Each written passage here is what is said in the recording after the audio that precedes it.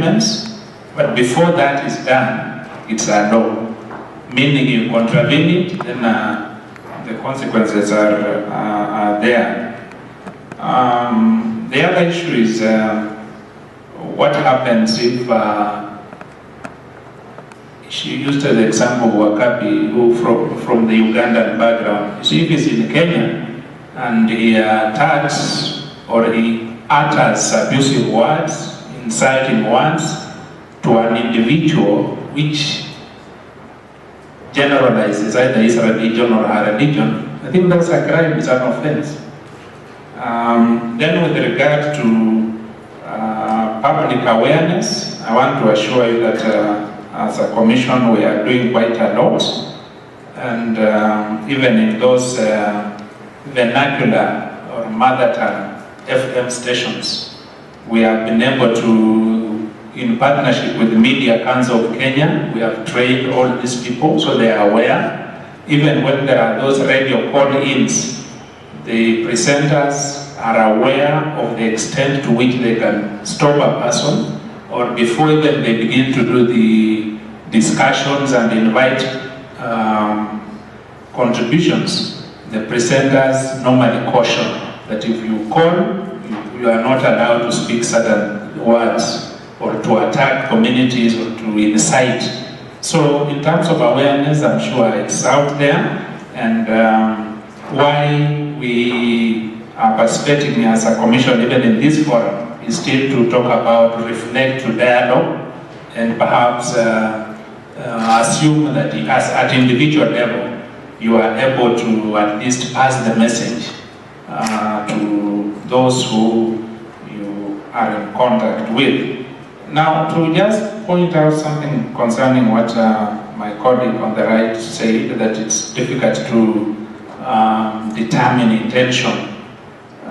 Well, it depends on what you really want to, whether you want to close your eyes on some very obvious things. Because if someone posts a message and they say, you people or my people or our people, we must take care or perhaps ensure that community X do not participate even in these elections in our locality.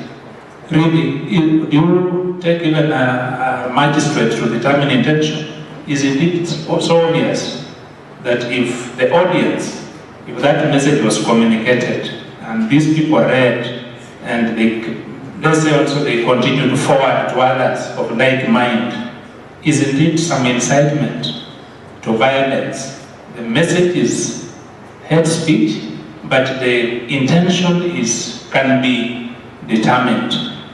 Of course, there are issues as to what extent should intention be, let's say how the magnitude of intention, but whatever it is, if it is stirring or contributing to disaffection, ethnic disaffection, ethnic hatred, enmity, and to some extent you begin to even see after that perhaps early warning signals. You don't have to wait when you see people packing and taking off from some locality in this country because of, earlier on it were leaflets before these platforms came into being. People could distribute leaflets at night or so. But now this medium has become a forum for even those sort of leaflets that wait and see. So people will begin to pack and take off. Should government just wait because it's difficult to determine intention of our communication? I think those are the issues we must confront. Thank you. Because we are on the last round, Daktari, if you would just summarize by telling us what NCIC are doing to safeguard this space, especially the privacy online and the free speech. As NCIC, what I would say is basically in fulfilling part of its mandate. Actually, NCIC has specifically 20 functions that are stipulated in the law. Only one has to do with hate speech. There's quite a lot that we are doing, and we as a commission are really not against free speech. particularly as defined within the law, but our attention is drawn particularly when there are those excesses, and what we would really wish is that we all join the effort, the organizations represented here, that we continue to spread the awareness. We are doing that in schools, primary, secondary, colleges and all that. We are doing that in the general public, so that as we enjoy the opportunities that are quite many through the use of internet, that we do that responsibly for the progress and development of our society, our nation and ourselves. But as we do that, of course, we need then to look at what is my freedom could infringe to someone's privacy.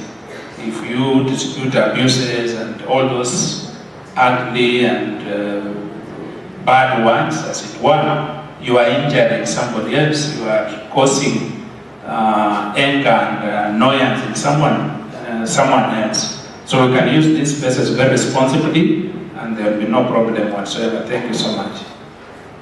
Thank you, Dr. Your closing remarks, Ratemo, as you tell us what Media Council are doing to safeguard the spaces. Yeah, as you heard, we are working closely with the NCAC because we know media is very powerful, it reaches masses. So we are training all the public and even the newsmakers themselves, the journalists, to ensure they also understand what's a speech when they can hear remarks that, according to the law is hateful, then they can know how to deal with the same. And the Media Council, I can say, we, as a regulator, we are working with all the stakeholders. So I can say the media is set for these elections in terms of ensuring that we do not propagate or do not participate in making a bad situation worse. So hate speech may not be a big problem with the media, mainstream media, and I'm calling upon other organizations, like I've seen BEC as part of this, so that they can come up or strengthen their regulation self-regulatory mechanisms can help, instead of waiting for external process to impose laws on us. And finally, Churchill touched on this about digital literacy. I think we need to do more, especially on digital security. Anytime I go to a cyber, I want to log into my Facebook. Sometimes I find somebody logged in and not log out. What if now I send out a very hateful post? PCC will come for that person who never bothered to log out. Sometimes the computer hangs and then you think, I'm logged out automatically. Whether it is Gmail, whether it's Yahoo, whether it's Twitter, always some basics. We may take it for granted, but majority are not taking keen interest in their digital security. So let's do that, and I think when we have platforms like this, it helps, and we are working together. Let's all look forward and hope for a peaceful, not only peaceful but credible, and you can all play a part. Thank you. Thanks, Ratemo. Churchill, as a practitioner, while giving recommendations on what we need to do, maybe also touching on the issue of responsibility of journalists in terms of safeguarding this space. Journalists, I think the one critical duty that we all society as journalists really is fidelity to the truth. It's a tough job. Many of colleagues have put their lives on the line for it, but that's what journalism is for. It's even more important now in the age of fake news than ever before. So I think for as long as our effort, our commitment, and our expertise is applied towards finding the truth and telling the world the truth, we should be fine. A few people might be unhappy. There might even be very, very powerful people who are unhappy, but eventually the truth shall win. But by way of summary, just two things I would like to add. A lot of these questions we are conversing tend to be hinged on jurisdictional questions. Since ages before, we've defined our identities mostly based on a place a certain geographical locality. But one thing that digital disruption is slowly doing is that identity increasingly is becoming virtual. So even as you talk of perpetrators of hate speech being in Canada, it means that they define themselves not so much by where they come from, but their subscription or belief of certain ideas.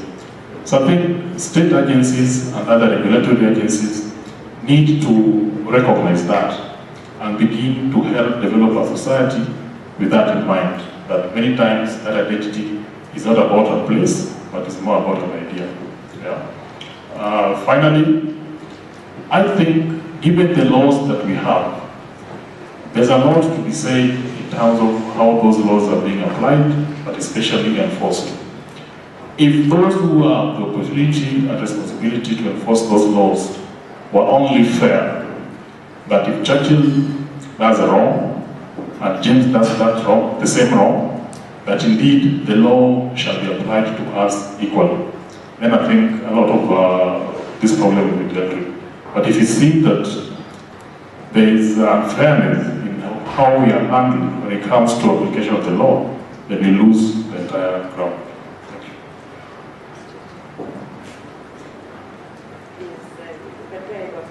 Can you give us CPESA's contribution and your recommendation? I think the issue of public education has been talked about. It's important for citizens to know that they have freedoms, but there are also responsibilities and laws. And those laws apply online as much as they apply offline. But the law should not always be the first course of action. We should also use counter narratives in order to fight what is seen as offensive or hate speech. We also need to create, of course, capacity for people to push back when there is legitimate affront to people's free expression online. Because I think, as we have heard, there is potential to apply the law selectively or for the law themselves to be retrogressive in terms of not supporting citizens' online rights. But I think, as I stated earlier, there is a need to, of course, develop the capacity of very many other actors, like the judiciary and investigating authorities.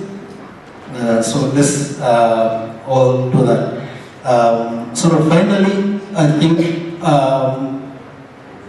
convening such as we have here that bring together different actors are also very important for each of them to understand the concerns of the other party and to have joint efforts in terms of fighting both the affronts to free expression, but also fighting hate speech. Very finally, I am, this is personal, very happy to be here. When Kishtanet was doing its first IGF, I was part of that conversation. And I'm that's when we also had the East African IGF. I am happy that I saw Alberto, who is the person who drafted the discussion that led our conversation. I was also very happy to see Harry here, who led that discussion.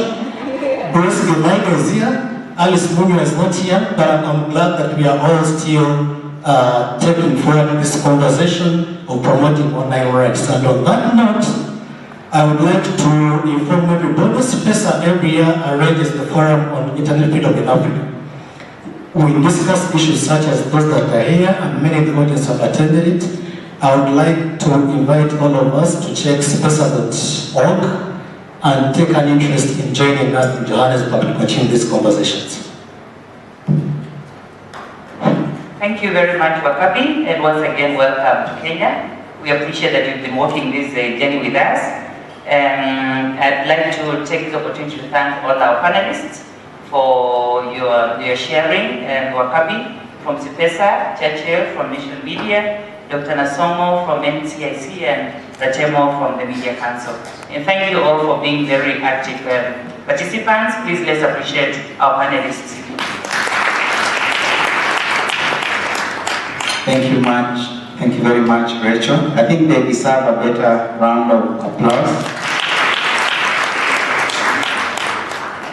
And another round of snapping as well. So panelists, please just move.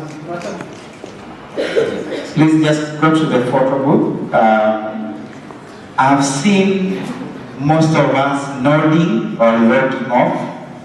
I know what you did at lunchtime. So I want to request us just to be on our feet as I invite the next panel. Who can lead us in an interesting, what do you call it? Icebreaker? Cynthia. A volunteer to lead us in an interesting icebreaker as the next panel comes up. Yes, sir. Please come up. Let's snap for him as he comes up.